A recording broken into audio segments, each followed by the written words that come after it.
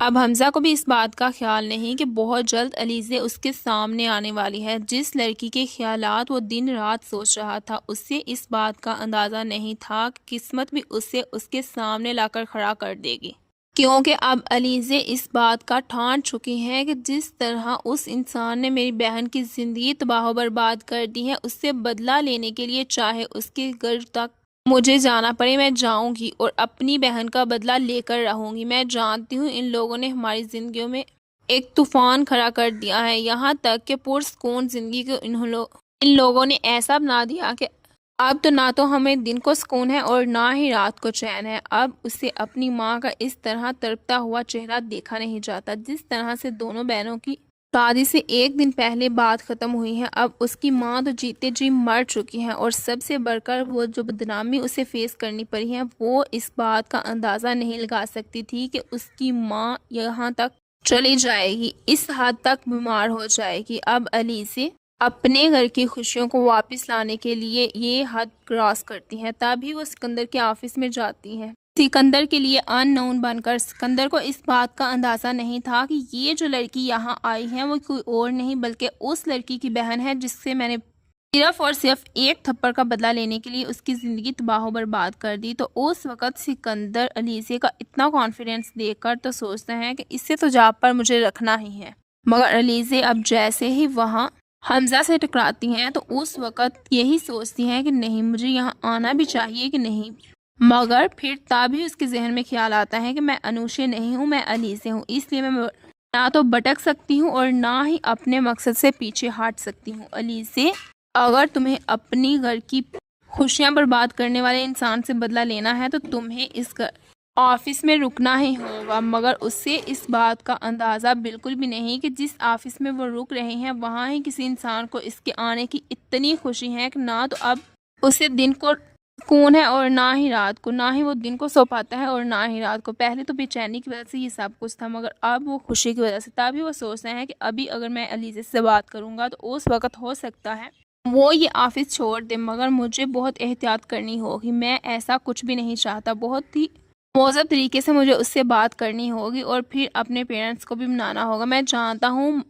موم اور ڈیڈ اتنی آسانی سے نہیں مانیں گے، جس طرح سے میں نے محاورہ کے لیے انکار کیا ہے، اب علیزے کے لیے کوئی بھی چانسز مجھے نظر نہیں آ رہے، اس لیے مجھے بہت احتیاط کے ساتھ اور بہت ہی سوچ سمجھ کر ماں باپ سے بات کرنی ہوگی۔ مگر اس سے بھی اس بات کا اندازہ نہیں کہ اس کے پیرنٹس صاف صاف انکار کرنے والے ہیں۔ اب جیسے ہی حمزہ اپنی موم کے پاس آتا ہے تو اس وقت اپنی موم سے یہی کہتا ہے کہ میں شادی کے لیے تیار ہوں۔ یہ بات سننے کے بعد اب اس کی موم بہت ہی زیادہ خوش ہو جاتی ہیں، تبھی کہتی ہیں کہ ٹھیک ہے، سکندر کی تو شادی کی ڈیٹ تک فکس ہے، میں تمہاری آنٹی سے بات کر لیتی ہوں۔ تبھی وہ کہتا ہے کہ موم حد ہو گئی ہے، کیا آپ بات کر رہی ہیں، میں آپ سے کوئی اور بات کر رہا ہوں، آپ پھر محاورہ کی طرف جا رہی ہیں۔ تبھی یہ بات سننے کے بعد اس کی موم کہتی ہے کہ تم کس سے شادی کرنا چاہتی ہو، نہیں کوئی اور اس گھر کی بہو نہیں بنے گی سوائے محاورہ کے۔ یہ بات سننے کے بعد اب حمزہ کہتا ہے کہ ٹھیک ہے، اگر آپ کی یہ ضد ہے تو میری بھی یہ ضد ہے، میں یہ گھر چھوڑ کر جا رہا ہوں۔ تبھی اس کا ڈیڈ آ جاتا ہے اور کہتا ہے کہ آخر تم کیا چاہتی ہو، کس سے شادی کرنا چاہتی ہو۔ تبھی حمزہ بغیر ڈرے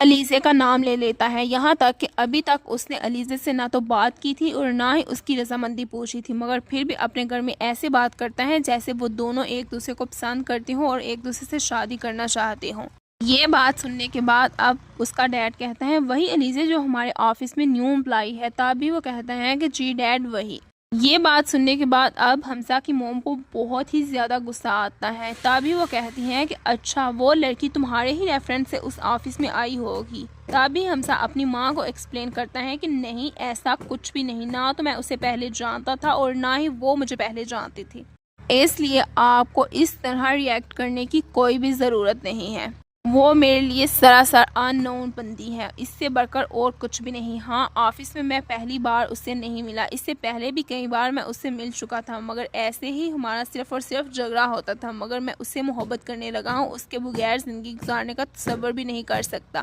اب یہ بات کرنے کے بعد حمزہ تو اپنے کمرے میں چلا جاتا ہے، مگر نیکسٹ ڈے کا انتظار کرتا ہے کہ میں جا کر علیزے سے بات کروں گا، اس طرح اسے کال کرنا مناسب نہیں ہوگا، میں جانتا ہوں اس طرح نہ تو میں اس کے ایکسپریشنز دیکھ پاؤں گا اور نہ ہی مجھے پتہ چل پائے گا کہ وہ رضامند بھی ہے کہ نہیں، ہو سکتا ہے وہ میری بات سن کر فون رکھ دے۔ اس لیے کہ اس کی کہیں جاب نہ چلی جائے، مگر فیس ٹو فیس بات کرنے سے یہ ہوگا کہ صاف صاف مجھے اندازہ ہو جائے گا کہ اس کے دل میں میرے لیے کیا ہے۔ اب جیسے ہی وہ صبح صبح آفس جاتا ہے تو اسے پتہ چلتا ہے کہ علیزی آج نہیں آئی، تو اس وقت اسے ڈر لگتا ہے کہ ہو سکتا ہے اس کے بھائی یا باپ نے اسے فائر کر دیا ہو، تبھی وہ اپنے ڈیڈ کے پاس جاتا ہے اور بہت ہی زیادہ جا کر جھگڑا کرتا ہے۔ اب حمزہ کے ڈیڈ کو سمجھ نہیں آتی کہ آخر یہ اتنا اچھل کیوں رہا ہے، اصل ریزن اس کے پیچھے کیا ہے۔ تبھی وہ پوچھتا ہے کہ آخر مسئلہ کیا ہے، کس کی بات کر رہے ہو، میں نے تو کتنے دنوں سے کسی کو فائر نہیں کیا، تم بہت اچھے طریقے سے جانتے ہو ہمارے آفس میں ایسا کچھ بھی نہیں، اس طرح کھڑے کھڑے کسی کو بھی فائر نہیں کیا جاتا۔ تبھی وہ کہتا ہے کہ آج علیزے پھر کیوں نہیں آئی۔ یہ بات سننے کے بعد اب اس کا ڈیڈ کہتا ہے کہ یہ تو تمہیں پتا ہونا چاہیے، تم پوچھو، تمہاری ہی بات ہوتی ہے، ہماری نہیں اس سے بات ہوتی۔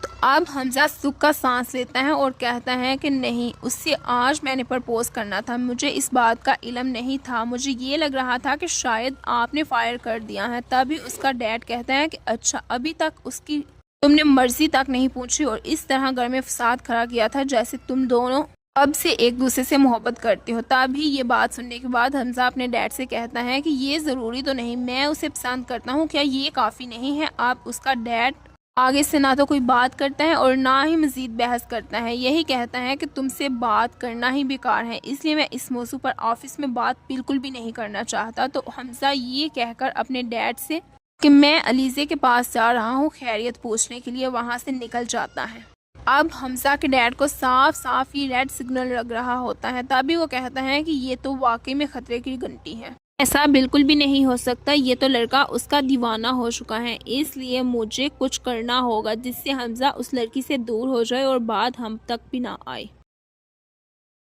اب حمزہ کو بھی اس بات کا خیال نہیں کہ بہت جلد علیزے اس کے سامنے آنے والی ہے، جس لڑکی کے خیالات وہ دن رات سوچ رہا تھا، اسے اس بات کا اندازہ نہیں تھا کہ قسمت بھی اسے اس کے سامنے لا کر کھڑا کر دے گی، کیونکہ اب علیزے اس بات کا ٹھان چکی ہے کہ جس طرح اس انسان نے میری بہن کی زندگی تباہ و برباد کر دی ہے، اس سے بدلہ لینے کے لیے چاہے اس کے گھر تک مجھے جانا پڑے میں جاؤں گی اور اپنی بہن کا بدلہ لے کر رہوں گی۔ میں جانتی ہوں ان لوگوں نے ہماری زندگیوں میں ایک طوفان کھڑا کر دیا ہے، یہاں تک کہ پرسکون زندگی کو ان لوگوں نے ایسا بنا دیا کہ اب تو نہ تو ہمیں دن کو سکون ہے اور نہ ہی رات کو چین ہے۔ اب اسے اپنی ماں کا اس طرح تڑپتا ہوا چہرہ دیکھا نہیں جاتا، جس طرح سے دونوں بہنوں کی شادی سے ایک دن پہلے بات ختم ہوئی ہے۔ اب اس کی ماں تو جیتے جی مر چکی ہے اور سب سے بڑھ کر وہ جو بدنامی اسے فیس کرنی پڑی ہے، وہ اس بات کا اندازہ نہیں لگا سکتی تھی کہ اس کی ماں یہاں تک چلی جائے گی، اس حد تک بیمار ہو جائے گی۔ اب علیزے اپنے گھر کی خوشیوں کو واپس لانے کے لیے یہ حد کراس کرتی ہے، تبھی وہ سکندر کے آفس میں جاتی ہے۔ سکندر کے لیے ان نون بن کر سکندر کو اس بات کا اندازہ نہیں تھا کہ یہ جو لڑکی